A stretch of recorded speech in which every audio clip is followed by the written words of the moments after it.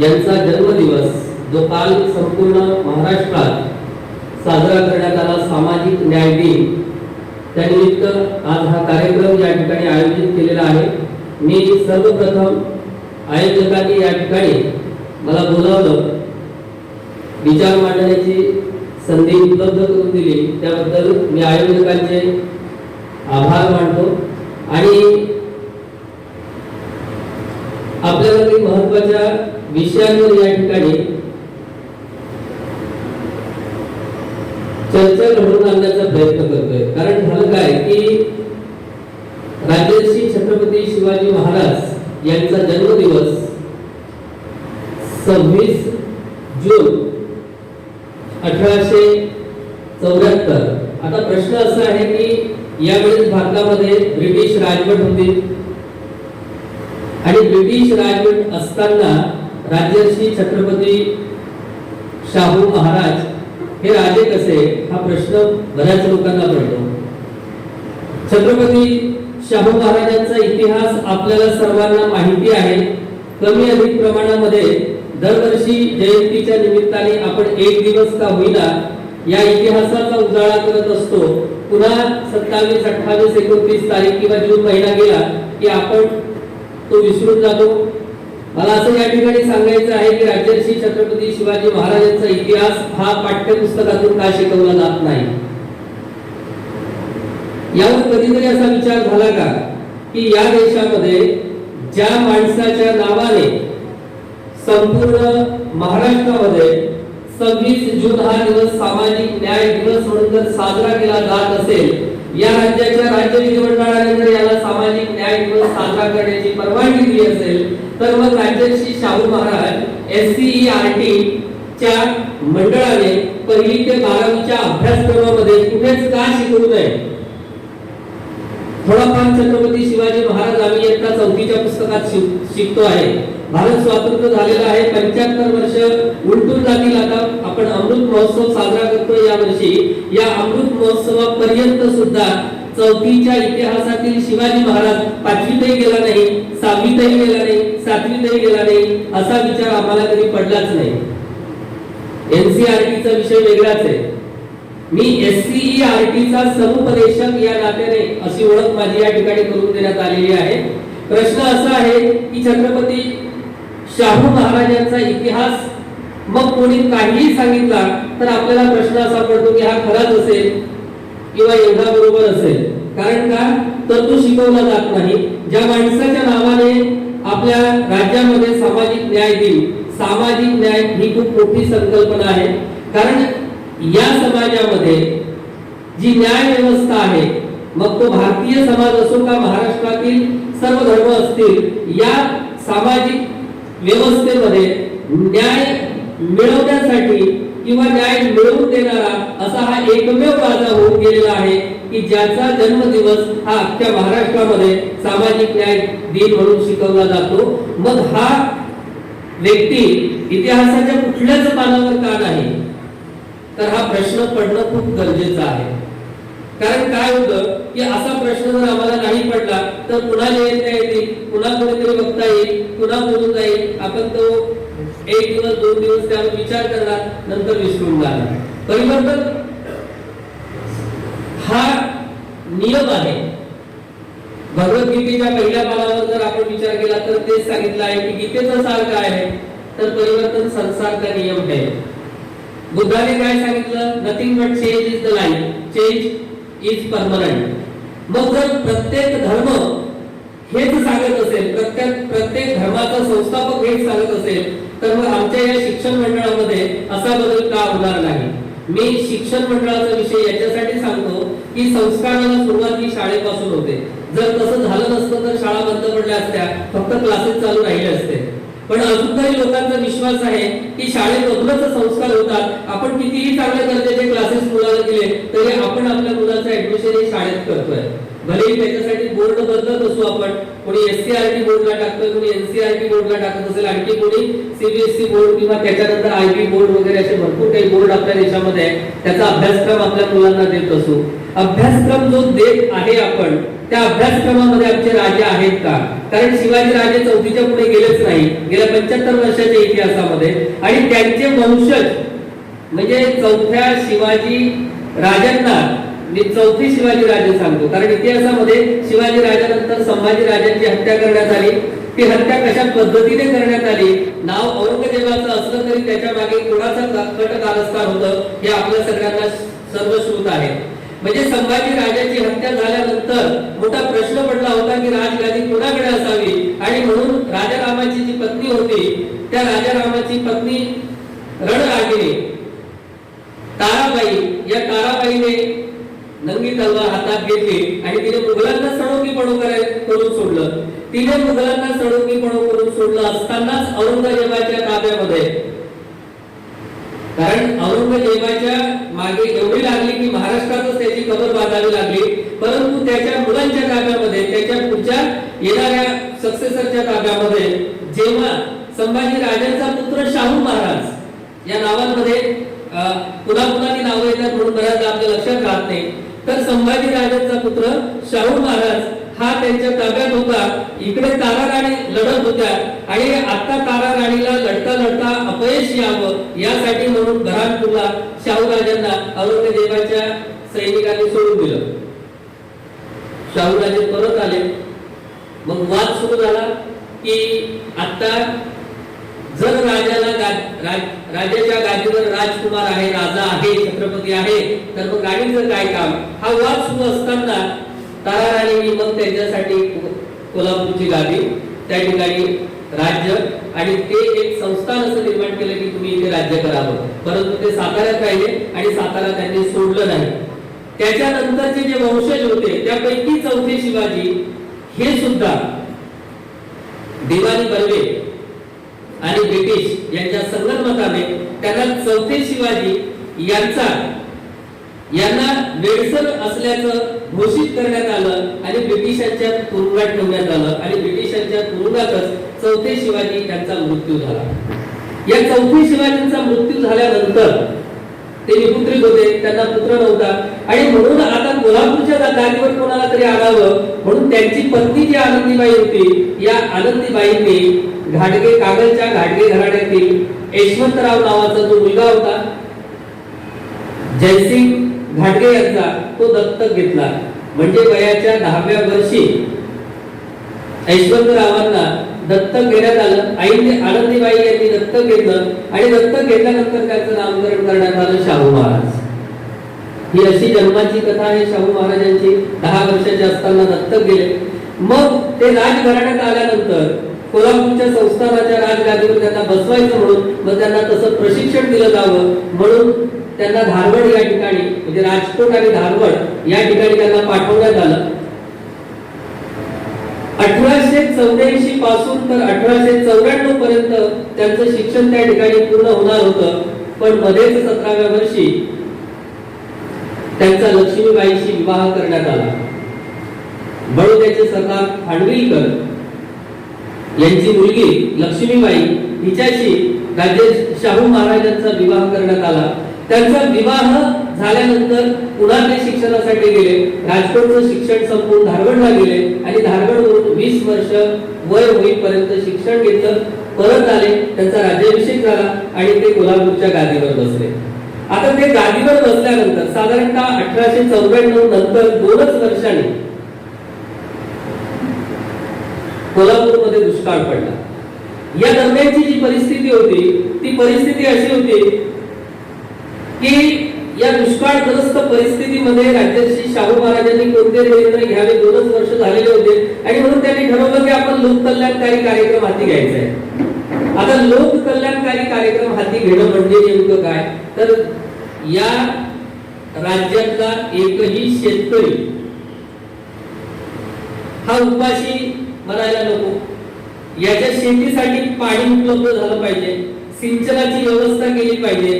म्हणजे एक विचार करा की संपूर्ण जगामध्ये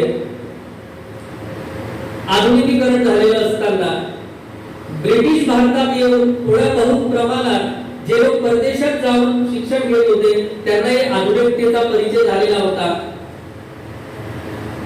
जरी शाहू महाराज परदेशात गेलेले नसले तरी शाहू महाराजांचं शिक्षण इंग्रज अधिकाऱ्यांच्या गायडन्स खाली झालेलं होतं आणि म्हणून त्यांच्यावर थोडा बहु प्रमाणात इंग्रजांचा पगडा होता. म्हणून परत एकदा मागे येऊ आपण. शाहू महाराजांचा जो काळ होता त्याच्या आधीचा थोडा इतिहास असा होता की जेव्हा ब्रिटिश भारतात आले त्यावेळेस तीन समाज सुधारक वेगवेगळ्या पद्धतीने काम करत होते.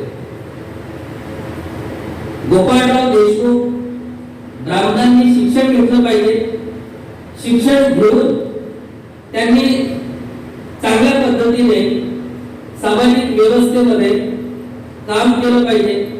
वर्ण व्यवस्थेतून निर्माण झालेली जाती व्यवस्था जी आहे या जाती व्यवस्था संपुष्टात आणण्यासाठी त्यांनी प्रयत्न करावा असा विचार मांडणारे गोपाळराव देशमुख. दुसरे समाज सुधारक महात्मा ज्योतिराव फुले. आपल्याला सर्वांना माहिती आहे की महात्मा ज्योतिराव फुलेंचा जो प्रयत्न होता हा प्रयत्न होता शूद्रांनी आणि महिलांनी शिक्षण घ्यावं, कारण शिकल्याशिवाय पर्याय नाही. त्यांचं ते वाक्य प्रत्येकाला माहिती आहे. विद्येविना मती गेली, मतीविना नीती गेली, नीतीविना वित्त गेले, वित्त विना शूद्र खचले आणि इतके अनंत एका अविद्येने केले. अविद्येने म्हणजे की अज्ञानाने केले. आता हा सिद्धांत 1000 वर्षापूर्वी बुद्धाने सुद्धा सांगितलेला होता की आपल्या दुःखाचं कारण अज्ञान आहे. पण ही साखळी कशी आहे, ही शृंखला कशी आहे, ही माणसं सगळी एका जातीची नाही आहे. आज आम्ही जातीमध्ये भांडतोय पण छत्रपती शिवाजी राजे, महात्मा ज्योतिराव फुले, राजर्षी शाहू महाराज आणि डॉक्टर बाबासाहेब आंबेडकर यांची जात एक नव्हती, मात्र ही जातीची होती आणि माणसं होती. हे सगळ्यात महत्त्वाचं. आणि जात शोधतो, माणूस सोडून देतोय, ही सगळ्यात महत्त्वाचं आहे. आणि यांच्या मागे आणखी गेलं की राजमाता जिजाऊ साहेब, त्यांच्या मागे गेल्यानंतर आणखी संत तुकाराम, आणखी इतिहासात मागे गेल्यानंतर रैदास, त्यांच्या आणखी मागे गेल्यानंतर कबीर आणि मग पुन्हा तिकडे गेल्यानंतर भगवान बुद्ध. अशी सगळी ही जी परंपरा होती या परंपरेमध्ये शब्द वेगळे असतील, विचार सगळ्यांचे सारखेच होते. बुद्धाने सांगितलेलं होतं की अज्ञान हे दुःखाचं कारण आहे. फुलांनी तेच सांगितलं की अविद्येने इतके सगळे अनर्थ अविद्येने केले, म्हणजे शूद्रांना शिक्षण मिळालं नाही आणि शूद्रांना शिक्षण मिळालं नाही म्हणूनच ते सगळे खचले आहेत. हा विचार फुल्यांनी मांडला. तिसरे सुधारक होते गोपाळ गणेश आगरकर. गोपाळ गणेश आगरकरांना स्वातंत्र्यासाठी लढणारी माणसं पण तयार करायची होती आणि समाज सुधारण्यासाठी पण माणसं तयार करायची होती. तशी शिक्षण व्यवस्था असावी असा त्यांचा आग्रह होता. गोपाळ हरी देशमुख आणि गोपाळ गणेश आगरकर या दोघांना पुढे वारस ते मिळाला नाही, मात्र फुलांना वारस मिळाला राजर्षी शाहू महाराज आणि डॉक्टर बाबासाहेब आंबेडकर. आणि या लोकांनी मग चळवळ कुणासाठी करायची, तर फक्त शेतकऱ्यांसाठी कार्यक्रम हाती घेऊन चालणार नाही. कारण लोक कल्याणकारी राज्याची संकल्पना या देशामध्ये जर तुम्ही मांडली असेल तर राजर्षी छत्रपती शाहू महाराज. पण या देशाची अवस्था कशी होती माहिती आहे आपल्याला, कारण या देशाची अवस्था थोडी वेगळी होती. जिस जाति का सम्मान होता है उसका भिखारी भी सम्मानित होता है और जिस जाति का सम्मान नहीं होता उसका राजा भी सम्मानित नहीं होता, अशी या देशाची व्यवस्था होती. कारण ही जाती व्यवस्था ही वर्ण व्यवस्थेतून आलेली होती. आणि म्हणूनच आपल्या सगळ्यांना माहिती आहे, बऱ्याच कार्यक्रमामध्ये हे प्रकरण सांगितल्याशिवाय राजर्षी छत्रपती शाहू महाराजांचा व्याख्यान पूर्ण होत नाही. ते प्रकरण आहे वेदोक्त आणि पुराणोक्त. म्हणजे ज्या वेळेस छत्रपती शाहू महाराजांची आवड होत असे, अर्थात राजे होते, छत्रपती होते, त्यांची आवड म्हणजे राजेशाही, त्या वेळेस नारायण भट त्या ठिकाणी मंत्र उच्चार करायचा. एक दिवस असं घडलं की राजर्षी छत्रपती शाहू महाराजांचा मित्र राजाराम शास्त्री हे मुंबईत त्यांना भेटायला आले. महाराजांची आंघोळीची वेळ झालेली होती, त्यांची आंघोळ चालू होती आणि आंघोळ चालू असताना नारायण त्या ठिकाणी मंत्रोच्चार करत होते.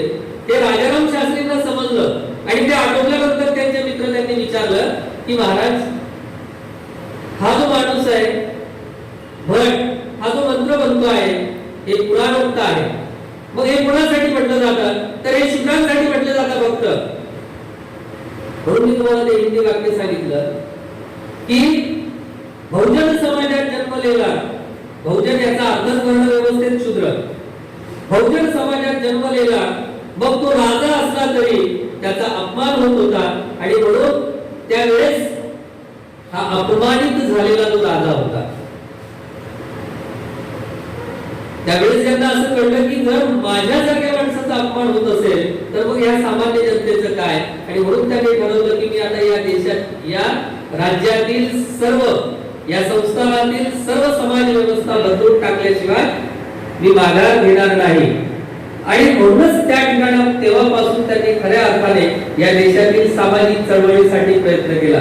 मी शेतकऱ्याचं उदाहरण आपल्याला दिलं. बऱ्याचदा आम्ही भारताबद्दल लिहिताना असं लिहितो बा की India is an agricultural country, आणि लगेच नेक्स्ट सेंटेन्स असते आमचं की farmer is the backbone of this country. म्हणजे शेती प्रधान हा भारत देश आहे आणि शेतकरी हा त्याचा कणा आहे. आपण पाहतो आहे की या देशाचा कणाच लोकांनी मोडून टाकला आहे. म्हणजे शेतकरी आत्महत्या करतोय.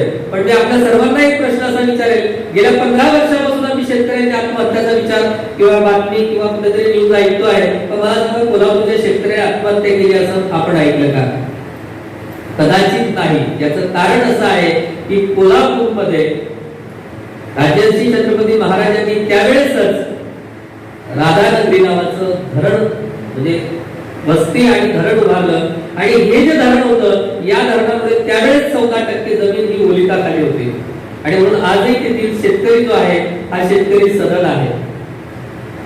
मग राजर्षी छत्रपती शिवाजी महाराजांनी जसं शेतकऱ्यांसाठी आधुनिकता आणली, सिंचनाच्या व्यवस्था आणल्या, नवीन नवीन व्यवस्था आणल्या, तसं बहुजनातील अस्पृश्य समजल्या जाणाऱ्या, बहुजन आणि अस्पृश्य समजल्या जाणाऱ्या जातीसाठी शिक्षणाची संधी उपलब्ध करून द्यावी म्हणून काय केलं पाहिजे.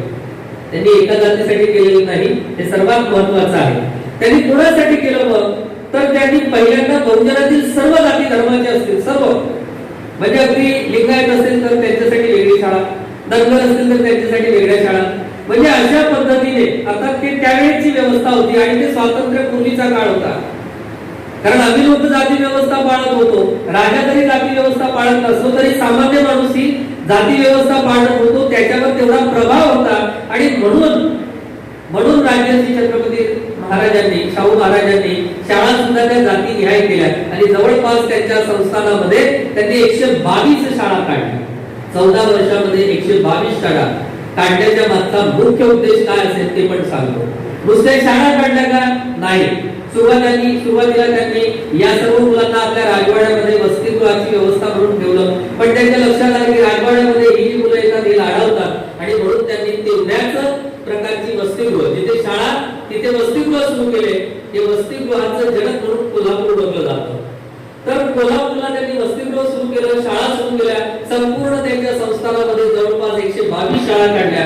आणि त्याचबरोबर काही वसतिगृहाची ही व्यवस्था करण्याच्या मागचं कारण एवढंच होतं की माझ्या राज्यातला प्रत्येक व्यक्ती हा शिकला पाहिजे. शिकणे, मी त्यापासूनच सुरुवात केली होती की शिक्षणानेच माणसाचं विचार परिवर्तन होईल आणि विचार परिवर्तन हेच व्यवस्था परिवर्तन करेल.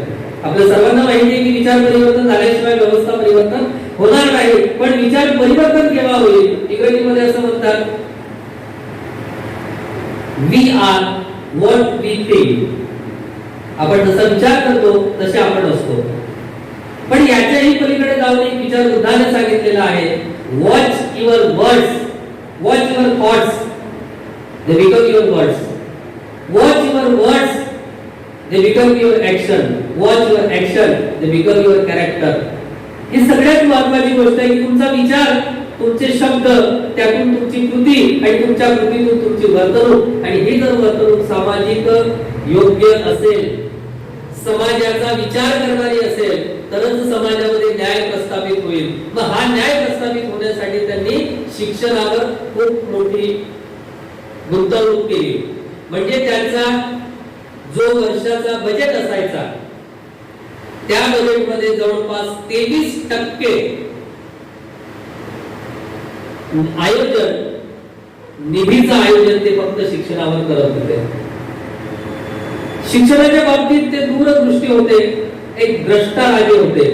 हे कसं म्हणू शकतो आपण? तर त्यांनी त्यावेळेस सांगितलं होतं की गावागावात जर शाळा झाल्या नाहीत, गावागावात जर शाळा झाल्या नाहीत, गावागावात जर रोजगार निर्माण झाला नाही तर काय होईल? तर लोक शहराकडे जातील. विचार करा, गावागावात शाळा नाही झाल्या, गावागावात रोजगार निर्माण नाही झाला तर लोक शहराकडे जातील आणि शहराकडे गेल्यानंतर मग शहरामध्ये गर्दी होईल. की शहराकडे लोक जातील असं भविष्य त्यावेळेस त्यांनी वर्तवलं होतं. त्याचं कारण सांगितलं होतं की जर गावाकडे रोजगार नसेल तर लोक शहराकडे जातील, गावाकडे शाळा नसतील तर लोक शहराकडे जातील आणि मग शहराकडे गर्दी होईल आणि गर्दी होण्याचा अर्थ काय? तर झोपडपट्ट्या वाढतील. झोपडपट्ट्या वाढल्या तर गुन्हेगारी वाढेल आणि मला असं वाटतं की हे चित्र आज आपण पाहतोय की मोठ्या शहरांकडे गर्दी झालेली आहे आणि त्या गर्दीमुळे झोपडपट्ट्या वाढलेल्या आहेत आणि त्या झोपडपट्ट्यांना आपण जबाबदार बनणार नाही, परंतु त्या परिस्थितीमध्ये शिक्षण न घेऊ शकणारे जे बेरोजगार तरुण असतील ते आपले पोटाची खळगी भरण्यासाठी मग काहीतरी उपाय करतात आणि तो जो उपाय असेल तो उपाय कोणता? तर गुन्हेगारी प्रवृत्तीकडे वळते. तर अशा पद्धतीने राजर्षी शाहू महाराजांनी हा विचार त्यावेळी जनतेसमोर मांडला आणि त्यासाठी म्हणून त्यांनी शाळा सुरू केल्या. आता शाळा सुरू केल्या तरी सुद्धा अस्पृश्यता थांबली अशाचा भाग नाही, कारण शाळेतून येणारा निकाल आपण त्याला ती जी इन्व्हेस्टमेंट असते ती इन्व्हेस्टमेंट आपण अनप्रॉडक्टिव्ह इन्व्हेस्टमेंट असं म्हणतो. याचं कारण काय आहे की शाळेतून भावी नागरिक तयार होतात आणि ते नागरिक राष्ट्राच्या रचनात्मक कार्यासाठी 25 वर्षानंतर कामा येतात. एवढं वर्ष तर राजाने राज्य सुद्धा केलेलं नव्हतं आणि म्हणून हा एक प्रश्न त्या ठिकाणी उपस्थित झाला की आता हे जे विद्यार्थी आहे शिकून मोठे होतील, परंतु समाजातील जी अस्पृश्यता आहे त्याचे काही उदाहरण त्यांच्या चरित्रात आढळतात. त्याचं एक उदाहरण सगळ्यांना माहिती आहे की एक बाबुराव कावडे नावाचा व्यक्ती होता आणि त्या व्यक्तीला त्यांनी सत्य सुधारक म्हणून एक हॉटेल चौकात टाकून दिलं होतं. पण याचा मागचा तुमचा इतिहास आपल्याला माहिती असणं गरजेचं आहे. याच्या मागचा इतिहास काय होता? तर पहिली गोष्ट फक्त माणसांचीच किंवा अस्पृश्य समजल्या जाणाऱ्या लोकांसाठीच राजा लोककल्याणकारी निर्णय घेत होता असं मुळीच नाही, तर हे जनावरांसाठी पण लोककल्याण म्हणजे कल्याणकारी निर्णय घेत होते. जनावरांसाठी काय करते तर असे फिरणारे जे जनावर असतील त्यांच्यासाठी त्यांनी आंधळकोट, घोड्यांसाठी वेगवेगळ्या प्रकारचे तबेले असं बांधून ठेवलं होतं आणि मग या ठिकाणी काम करण्यासाठी त्यांनी अस्पृश्य लोक, कारण हे अस्पृश्य लोक शूर समजले जात होते, पराक्रमी समजले जात होते आणि म्हणून त्यांची त्या जनावरांची व्यवस्था, घोड्यांची व्यवस्था, निगा राखण्यासाठी त्यांनी तो कार्यक्रम हाती घेतला. त्या ठिकाणी काम करत असताना एकदा काय झालं, या कांबळे महाशयाला याने विचार केला की अस्पृश्यांमध्ये असलेल्या जाती ज्या आहेत म्हणजे समजा महार, मान आणि इतर ज्या काही जाती आहेत या जाती सुद्धा एकमेकांमध्ये सहभोजन करत नाही आणि म्हणून यांनी प्रयत्न केला आणि सहभोजनाचा कार्यक्रम घडवून आणला. त्यांनी तिथे जेवण केल्यानंतर असा प्रश्न उपस्थित झाला की जेवणानंतर पाणी कुठे प्यायचं आणि म्हणून सार्वजनिक हौदाला त्यांनी स्पर्श केला. त्यांनी सार्वजनिक हौदामधलं पाणी पिल्यानंतर मात्र त्या ठिकाणी इतर जी मंडळी होती जे इन्फंट्री मध्ये काम करत होती याने हौद वाटवला म्हणून त्यांनी त्याला मारहाण केली. त्यावेळेस छत्रपती राजर्षी शाहू महाराज हे दिल्लीत होते. ही बातमी त्यांना जेव्हा माहिती पडली ते घरी आले. त्यांनी पाहिलं की या कांबळेला इतकं मारण्यात आलेलं आहे आणि म्हणून त्यांनी ज्या माणसाने मारलं त्याला तितकेच फटके दिले आणि या लोकांमध्ये आता परिवर्तन होणार नाही अशी धारणा त्यांच्या मनामध्ये झाली आणि म्हणून त्यांनी याला सांगितलं की आता मी तुला एक हॉटेल टाकून देतो आणि मग कोल्हापूरच्या चौकामध्ये सत्य सुधारक नावाची एक चहाची हॉटेल टाकून दिली. प्रश्न असा होता की अस्पृश्यांच्या हॉटेलमध्ये चहा घ्यायला कोण जाणार आणि म्हणून सकाळी रोज राजे स्वतः फेरीफटका मारायचे, त्यांच्यासोबत त्यांचे बाकीचे नोकर चाकर असायचे, त्यांच्यासह ते त्या हॉटेलात यायचे. त्या हॉटेलात आल्यानंतर मग ते तिथे ऑर्डर द्यायचे आणि त्या गंगाराम कांबळेला ते सांगायचे की तू खूप छान चहा बनवतो, या सर्वांना पण चहा पाज. अशा पद्धतीने त्याचा तो व्यवसाय पुढे चालू राहिला. गंगाराम कांबळेने एवढंच काम केलं असं नाही, तर राजर्षी शाहू महाराजांच्या लक्षात आलं की हा माणूस जरी कमी शिकलेला असता, कारण लिहिता वाचण्या इतकं गंगाराम कांबळे शिकलेला होता, आणि म्हणून त्यांनी म्हटलं की ह्या माणसाला लिहिता वाचता थोडंफार येतं, तितकं तो शिकलेला असला तरी तो विचार हा शिकलेल्या माणसासारखे करतो. म्हणून त्यांनी त्याला अस्पृश्यता निवारणाच्या चळवळीचा अग्रदूत बनवलं आणि त्यावेळेस कोल्हापूर संस्थानामध्ये अस्पृश्यता निर्मूलनाचं काम सुद्धा गंगाराम कांबळे यांच्या हाती दिलं. एवढंच नव्हे तर त्याला रोजीरोटी मिळाली म्हणून त्याला नामधारी एका शाळेचा मुख्याध्यापक सुद्धा दाखवलं. त्या निमित्ताने त्याला पगार मिळायचा. गंगाराम कांबळे त्या चळवळीत काम करायचा. ज्यावेळेस राजर्षी छत्रपती शाहू महाराजांना डॉक्टर आंबेडकरांच्या संदर्भात माहिती मिळाली, ते स्वतः मुंबईत आले. त्या चाळमध्ये घेऊन जाऊन बाबासाहेबांना भेटले. भेटल्यानंतर त्यांनी सांगितलं की आता माझं अस्पृश्यता निर्मूलनाचं काम करण्याची जी जबाबदारी आहे ती जबाबदारी आता संपली. बाबासाहेब म्हटले कशी संपली? नाही म्हणजे मला आता हे लक्षात आलं की तुम्ही आता त्यांना पुढारी म्हणून मिळाले. 1920 ची घटना, ज्यावेळेस राजर्षी शाहू महाराज मुंबईत होते आणि त्यांना माहिती पडलं की डॉक्टर बाबासाहेब आंबेडकरांनी सुरू केलेलं जे मूकनायक वृत्तपत्र होतं ते बंद पडलेलं आहे, ते पुन्हा बाबासाहेबांना भेटले आणि त्या ठिकाणी जाऊन त्यांनी डॉक्टर बाबासाहेब आंबेडकरांना त्यावेळेस 2500 रुपयाची मदत केली आणि तुम्ही हे तुमचं चळवळीचं मुखपत्र समजलं जाणारं वृत्तपत्र पुन्हा चालू करा अशी त्यांना मदत केली. सांगायचं तात्पर्य असं की लोककल्याणकारी राजा म्हणजे नेमकं काय ही संकल्पना प्रत्येक विद्यार्थ्यांना समजण्यासाठी ती अभ्यासक्रमात का येत नाही हा पुन्हा संशोधनाचा भाग आहे. राजर्षी शाहू महाराजांनी त्यांच्या कामाचं नियोजन अत्यंत सुंदर पद्धतीने केलं होतं. एक गोष्ट मला या ठिकाणी सांगायची आहे बा की राजर्षी शाहू महाराज जे आहेत यांनी लोककल्याणकारी राज्याची नियोजन करत असताना पहिल्यांदा हुकूम कसा काढायचा हे त्यांनी ठरवलं आणि तो हुकूम काढत असताना तो कुठे लिहून ठेवायचा हे पण त्यांनी ठरवलं. आणि तो हुकूम संध्याकाळपर्यंत म्हणजे त्याचं इम्प्लिमेंटेशन झालं किंवा नाही, तो राबवला गेला किंवा नाही, म्हणून संध्याकाळी सहीसाठी ते त्या वहीवर सह्या करायच्या. असे साधारण 24 वर्ष राज्य केलेल्या या माणसाच्या प्रत्येक वर्षाच्या निदान 12-14 वह्या जर म्हटल्या तर त्या ठिकाणी शेकडो वह्या आणि त्या शेकडो वह्यांमधले शेकडो निर्णय आणि त्याच्यावर असलेल्या शेकडो सह्या याचा पुरावा बार्टीने चित्र आणि चरित्र नावाचं एक पुस्तक काढलं, त्यामध्ये दिलेलं आहे. म्हणजे सांगायचं तात्पर्य असं की राजर्षी छत्रपती शाहू महाराजांनी त्यांचा प्रत्येक निर्णय जो आहे हा लिखित स्वरूपात ठेवलेला आहे.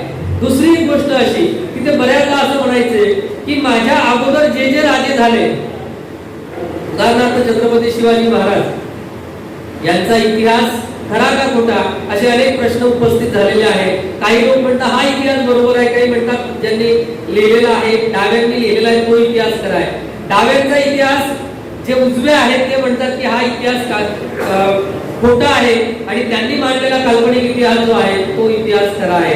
हा मोठा प्रश्न शाहू महाराजांना पडला होता की जे राज्यकर्ते आहेत ते लेखक नाही आणि म्हणून त्यांच्या हयातीतच त्यांनी त्यांच्या दिवाणाला सांगून ठेवलं होतं की मला 2 माणसं अशी दे की मी त्याला 100 रुपये पगार देईल महिन्याला. त्यावेळेस मात्र माझ्या दैनंदिन जीवनामध्ये ज्या ज्या घडामोडी घडत आहेत त्या घडामोडी तुम्ही लिहून ठेवा, नाहीतर माझी परिस्थिती ऍक्ट सारखी होईल. आता हा ऍक्ट कोण होता तर शेक्सपियरच्या एका नाटकाचं हे कॅरेक्टर होतं की त्याचा सगळा इतिहास चुकीचा लिहिला गेला होता. हे एका इंग्रजी पुस्तकामध्ये राजर्षी छत्रपती शाहू महाराजांना माहिती होतं आणि माझी परिस्थिती त्यांच्यासारखी होऊ नये, माझी परिस्थिती शिवाजी राजांसारखी होऊ नये, माझा खरा इतिहास समाजापुढे जावा यासाठी त्यांनी तो इतिहास लिहून ठेवलेला होता. मेल्यानंतर सुद्धा त्यांचा इतिहास खरा लिहिला गेला आणि म्हणूनच ते एक कारण असेल की हा खरा इतिहास आहे. हा खरा इतिहास आता शाळांमधून शिकवला जात नाही. त्यानंतर एक महत्त्वाची गोष्ट अशी आहे की खरे शाहू महाराजांच्या चरित्राचा अभ्यास ज्यावेळेस आपण करतो त्यावेळेस आपल्या लक्षात येतं की हा राजा समाजक्रांतिकारक राजा होता. हा राजा लोकशाहीनिष्ठ पत्रकारांचा पुरस्कर्ता होता, हिंदी शास्त्रीय संगीताचा पुरस्कर्ता होता, मराठी रंगभूमीचा पुरस्कर्ता होता, मल्लांचा अभ्यासक आणि पुरस्कर्ता होता, भारतातील हरित क्रांतीचा अग्रदूत होता, भारतातील सामाजिक आणि आर्थिक परिस्थितीचा संस्थापक होता. मग अशा माणसाबद्दल इतिहास लिहिण्यासाठी प्रत्येक वर्गाला एक पुस्तक जरी ठेवलं तर मला असं वाटतं ते पुरेसं होणार नाही. आणि म्हणून कदाचित या देशामध्ये छत्रपती शाहू महाराजांचा इतिहास सांगितला जात नाही. आमच्या देशामध्ये ज्या पद्धतीने इतिहास किंवा राज्यशास्त्र हे सांगितलं जातं, कायदा किंवा कायद्याचा अभ्यास करणाऱ्या लोकांना सांगितलं वेगळं जातं, केलं वेगळं जातं. एक छोटीशी गमतीशीर गोष्ट आपल्याला सांगतो. एक चौथीचा विद्यार्थी असतो आणि त्या चौथीच्या विद्यार्थ्याला त्याच्या वर्गामध्ये नागरिक शास्त्राचा धडा शिकवणं चालू असतं. त्या नागरिक शास्त्राच्या धड्याचं नाव असतं लोकशाही. त्या मुलाला तो पाठ काही समजत नाही. तो घरी जातो, त्याच्या वडिलांना प्रश्न विचारतो, म्हणतो बाबा लोकशाही म्हणजे काय हो? आपल्यासारखेच त्याचे वडील सुद्धा घाई गडबडीत असतात. त्याचे बाबा म्हणतात यार ड्युटीवर जातोय, मला फारसा वेळ नाहीये, पण मी तुला 4 शब्द सांगून जातो, तेवढे 4 शब्द लक्षात ठेव. मी म्हणजे सरकार. त्याचा बाबा काय म्हणतो?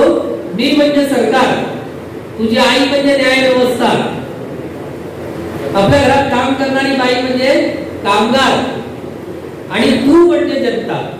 एवढे 4 शब्द आज लक्षात ठेव, मी बाकी तुला याचं सगळं स्पष्टीकरण उद्या सांगतो. मुलगा तेवढं ध्यानात ठेवतो. दुसऱ्या दिवशी शाळेत जातो.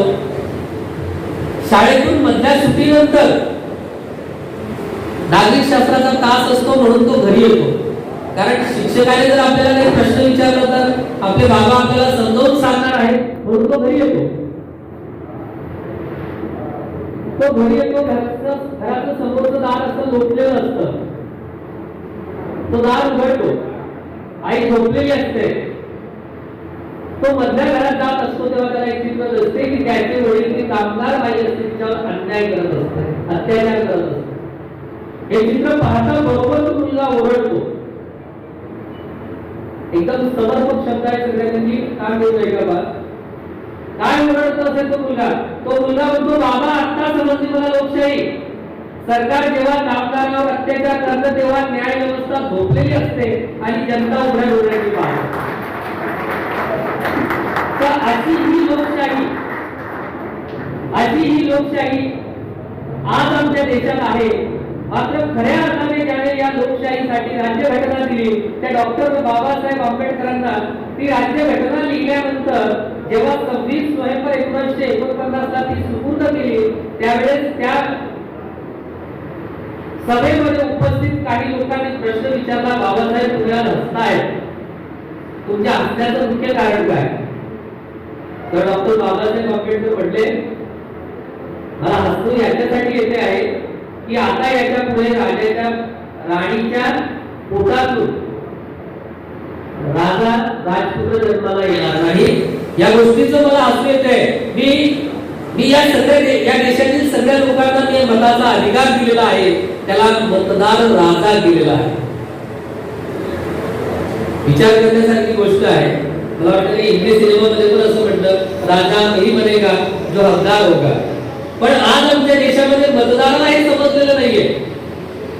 दुसरा आणखी एक प्रश्न एका इंग्रज पत्रकाराने बाबासाहेबांना विचारला होता की या देशाची एवढी मोठी घटना तुम्ही का लिहू शकले, कसे लिहू शकले? तेव्हा त्यांनी या 2 राजांचं नाव सांगितलं की मी लोककल्याणकारी राजा छत्रपती राजर्षी शाहू महाराज यांच्या संपर्कात होतो आणि राजे शिवाजी महाराज यांचा इतिहास मी वाचलेला होता. त्यामुळे मला या देशाची राज्यघटना लिहिण्यासाठी फारसे कष्ट काही पडले नाही. तर ही गोष्ट सुद्धा इतकीच महत्त्वाची आहे की या देशामध्ये ही सामाजिक न्याय व्यवस्था निर्माण होण्यासाठी महात्मा फुलेंपासून राजर्षी शाहू महाराजांनंतर डॉक्टर बाबासाहेब आंबेडकरांनी हा प्रयत्न केला. आपण या ठिकाणी बसलेल्या सगळ्या बहुजन एससी एसटी कर्मचाऱ्यांसाठी एक मानाचा सन्मानाचा कर्मचारी वर्ग तयार व्हावा यासाठी कायद्याचं बंधन त्या ठिकाणी दिलं. आपण असं म्हणू शकतो की या देशामध्ये जी व्यवस्था होती ती व्यवस्था महापुरुषांनी बदलवली, परंतु या 3-4 लोकांबद्दल या महापुरुषांबद्दल आपण असं म्हणू शकतो की त्यांनी इतिहास घडवला नाही, त्यांनी इतिहास बदलवून टाकलेला आहे.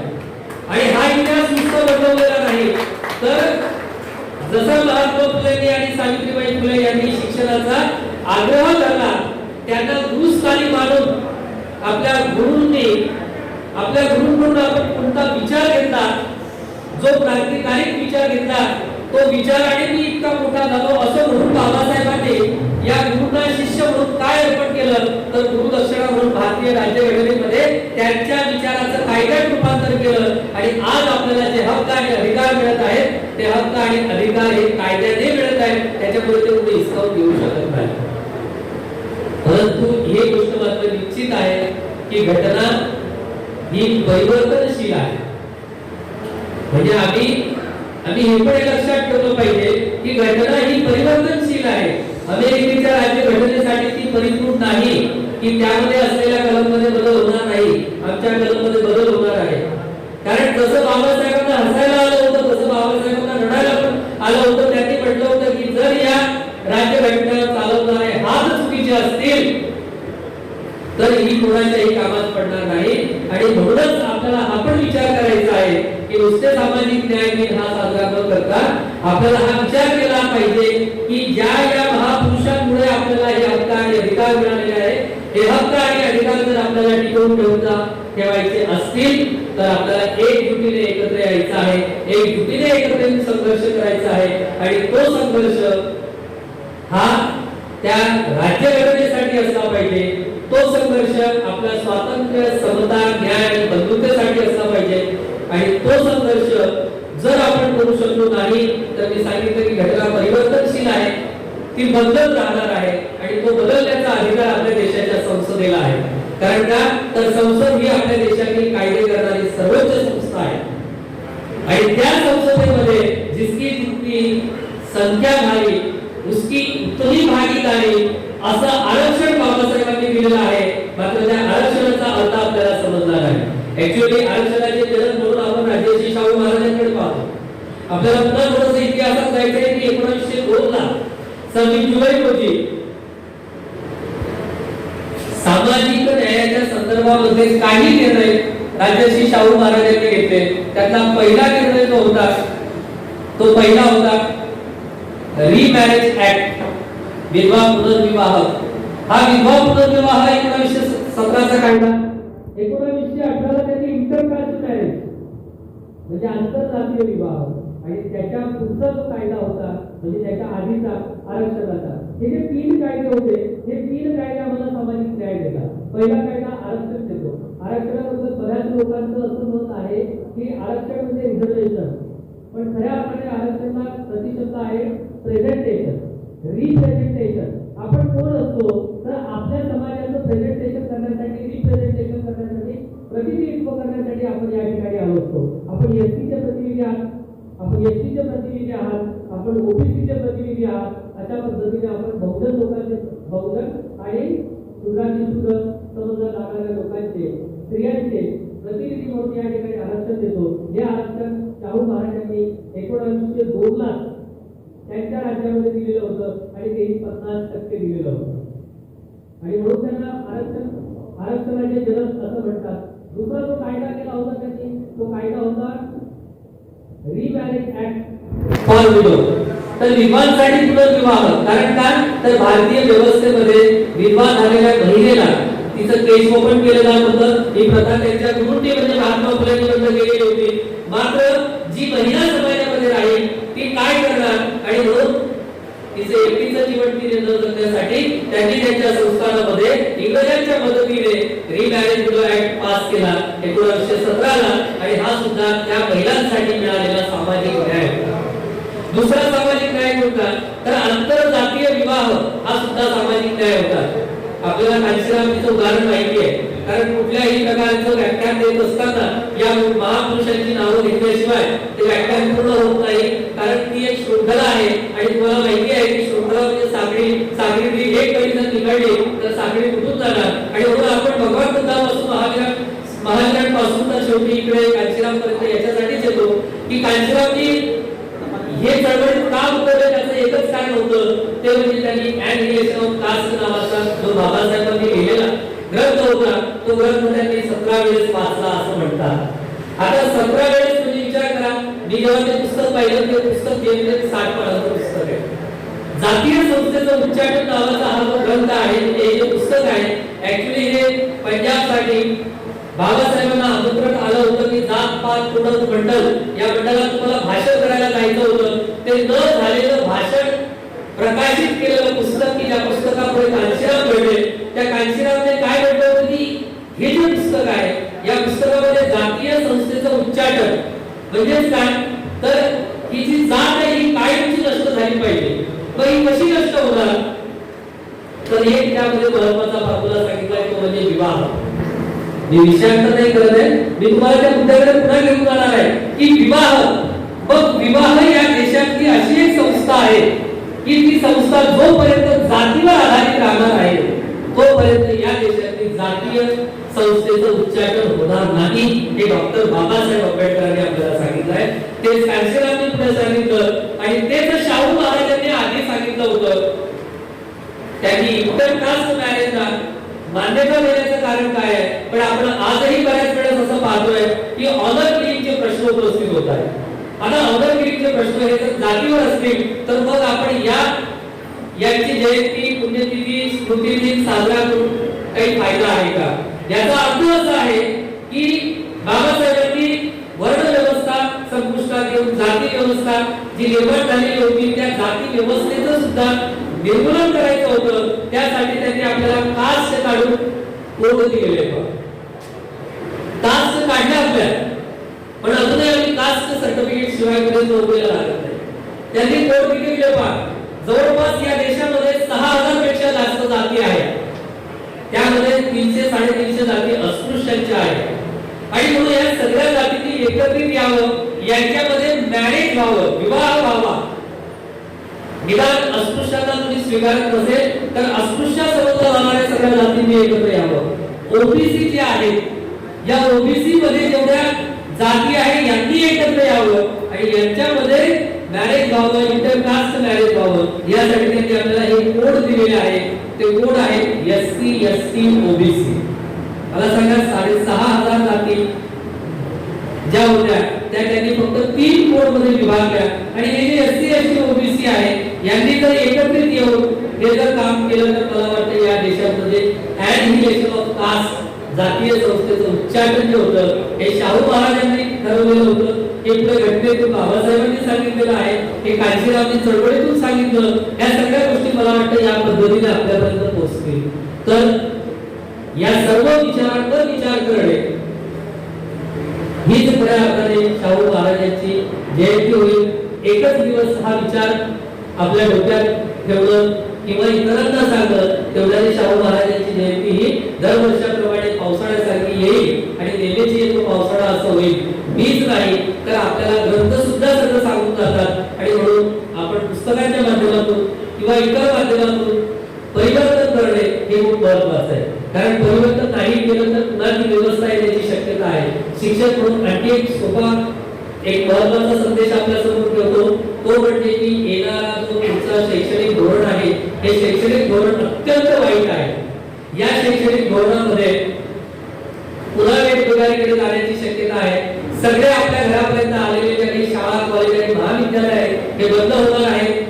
खासगी विद्यापीठ देशातून परदेशातून येणार आहेत आणि या खासगी विद्यापीठांमध्ये 12वी पर्यंत सर्वांना समान अभ्यास करावा लागणार आहे. त्याच्यानंतर 1 वर्ष शिकला की डिप्लोमा भेटणार आहे, दुसरं वर्ष शिकला की डिग्री भेटणार आहे, त्याच्या पुढचे 2 वर्ष शिकला की मास्टर्स डिग्री भेटणार आहे. कोणतं शिक्षण घ्यायचं याला बंधन राहणार नाही, कारण 8वी 9वी ते 12वी सर्वसमावेशक अभ्यासक्रम हा मुलांच्या चॉईसवर असतात. त्याच्यापुढे तो मेडिकलला जातोय म्हणून त्याने कॉमर्स शिकायचं नाही, तो इंजिनिअरिंगला जातो म्हणून त्याने फक्त पीसीएम फिजिक्स केमिस्ट्री आणि मॅथमॅटिक्स घ्यायचं असा काही फॉर्म्युला अस्तित्वात राहणार नाही. आणि पर्यायाने दरवर्षी 10 दिवस हे मुलांना तुम्ही कुमाराकडे जाऊन राहा, तुम्ही सुताराकडे जाऊन राहा, तुम्ही अमुक एका कारागीरकडे जाऊन राहा आणि त्या ठिकाणी तुम्ही जसं इंटर्नशिप किंवा अप्रेंटिसशिप करतात तशी 10 दिवस अप्रेंटिसशिप करा, त्याचं सर्टिफिकेट आणा आणि भविष्यात तुम्हाला ते काम करता येईल. म्हणजे पुन्हा तुम्ही वेगवेगळ्याकडे जाणार असा एक शैक्षणिक धोरण 2020 चं पास झालेलं आहे. 2022 पासून ते येणार होतं, मात्र 2023 पासून नक्की ते केंद्राला लागू होणार. त्याच्या 1 वर्षाने ते आपल्या SCRT ला लागू होणार आणि याचे दुष्परिणाम म्हणजे काय तर पुन्हा आपली वाटचाल ही बॅक म्हणजे मागे जाणार. तर आपली वाटचाल ही पुढे जाण्यासाठी आपल्याला काय करता येईल तर एकच महत्त्वाचं आहे की आपल्याला संघटित व्हायचं आहे, एकत्र यायचं आहे आणि पुन्हा हा सामाजिक न्याय फक्त दिनापुरता नसावा, तो सामाजिक न्याय आम्हाला पुन्हा मिळावा यासाठी आम्हाला पुन्हा घरामध्ये अशा प्रतिमा लावायच्या आहे. तुम्ही म्हणता प्रतिमा पूजन केलं ही अंधश्रद्धा नाही का? मी प्रतिमा पूजण्यासाठी नाही म्हणत आहे, ते याच्यासाठी म्हणतो आहे की आमच्या घरातला मुलगा आम्हाला विचारेल की हा कोण आहे, हे कोण आहे असा प्रश्न जेव्हा ते विचारतील तेव्हा आम्ही त्यांचा इतिहास त्यांना सांगू. त्या इतिहासाचा उजाळा मिळेल, त्यांना प्रेरणा मिळेल. ही माणसं मोठीच होती, ती आपल्या सांगण्याने मोठी होणार नाही, पण ती घराघरात पोहोचवण्याचा कार्यक्रम आपल्यापुढे घडेल. आणि तसं जर घडलं तर मला असं वाटतं की या देशातल्या जातीय संस्था नष्ट होतील, या देशामध्ये शिक्षणाचा विचार हा घराघरापर्यंत पोहोचेल आणि पुन्हा मग आम्हाला सामाजिक न्यायासाठी लढण्याची गरज पडणार नाही. या ठिकाणी मला बोलवलं, आपण सर्वांनी ऐकून घेतलं, त्याबद्दल आपल्या सर्वांचे पुनश्च एकदा आभार व्यक्त करतो आणि सर्वांना धन्यवाद देतो. राजर्षी छत्रपती शाहू महाराज यांच्या जयंतीनिमित्त जो सामाजिक न्याय दिन आपण साजरा करतो आहे त्या सामाजिक न्याय दिनाच्या आपल्या सर्वांना हार्दिक शुभेच्छा देतो. धन्यवाद.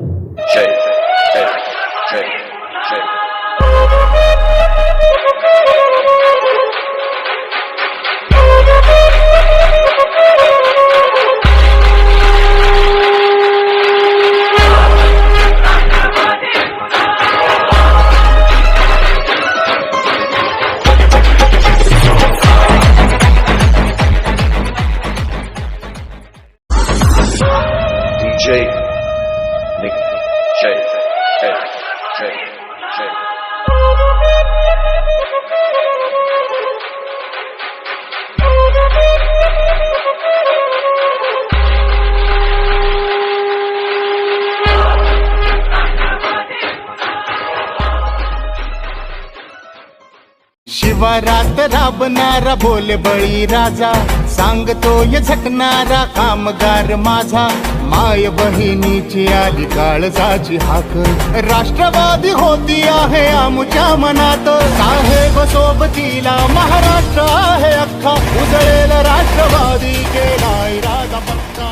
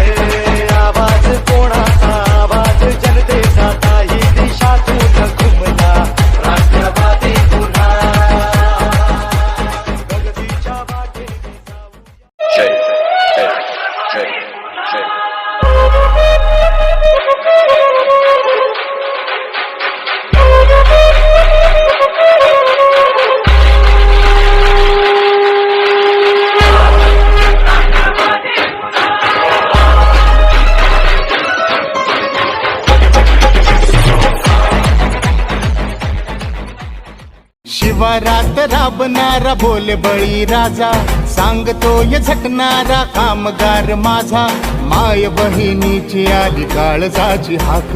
राष्ट्रवादी होती आहे आमच्या मनात, साहेब सोबतीला महाराष्ट्र आहे अख्खा. उजळेल राष्ट्रवादी केलाय राजा पक्का, साहेब सोबतीला महाराष्ट्र आहे. शिवारात राबणारा बोल बळी राजा, सांगतोय झटणारा कामगार माझा, माय बहिणीची आली काळजाची हाक. राष्ट्रवादी होती आहे आमच्या मनात, साहेब सोबतीला महाराष्ट्र आहे अख्खा. उजळेल राष्ट्रवादी केलाय राजा पक्का, साहेब सोबतीला. ये दोस्ती हम नहीं तोड़ेंगे, तोड़ेंगे दम मगर तेरा साथ ना छोड़ेंगे. ये दोस्ती हम नहीं तोड़ेंगे, तोड़ेंगे दम मगर. तुझसे बयां चाह मैंने ना किया है, पर एक लम्हा ना तेरे बिन जिया.